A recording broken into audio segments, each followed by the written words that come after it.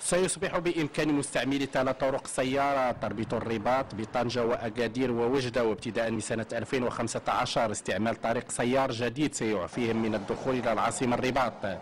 المشروع الذي سيمتد على طول يصل إلى 41 كيلومتر سيحل مشكل الاكتظاظ الذي يعرفه الطريق السيار للرباط والذي يصل أحيانا إلى حد الاختناق خاصة على مستوى محور تمارا الرباط. الأهمية ديال هذا المشروع فهو مشروع جد مهم بالنسبه للهيكله ديال البلاد فيما يخص الشبكه ديال طرق السياره، لانه غادي يمكن من باش الناس اللي كيتوجهوا من الشمال ديال المملكه في اتجاه الجنوب او الوسط ديال المملكه ما يعبروش مدينه الرباط، وبالتالي فهو طريق مداري غادي يمكنوا باش يمروا بسرعه في ظروف امنه في ظروف جيده بهذا المدار ديال مدينه الرباط.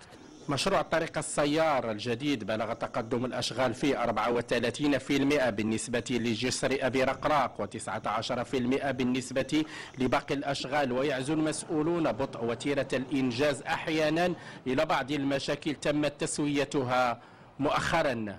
كما ترون الأشغال يعني في طور الإنجاز ومتقدمة.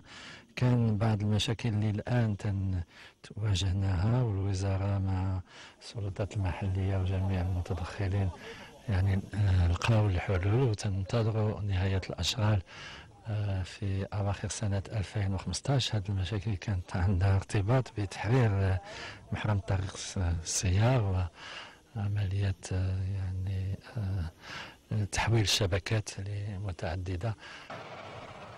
كلفة إنجاز الطريق السيارة المداري الجديد للرباط والذي قام وزير التجهيز اليوم بزيارة تفقدية لمحاور أشغاله تصل إلى 2800 مليون درهم، ومن المنتظر الانتهاء الكلي لأشغال هذا المشروع بنهاية سنة 2015.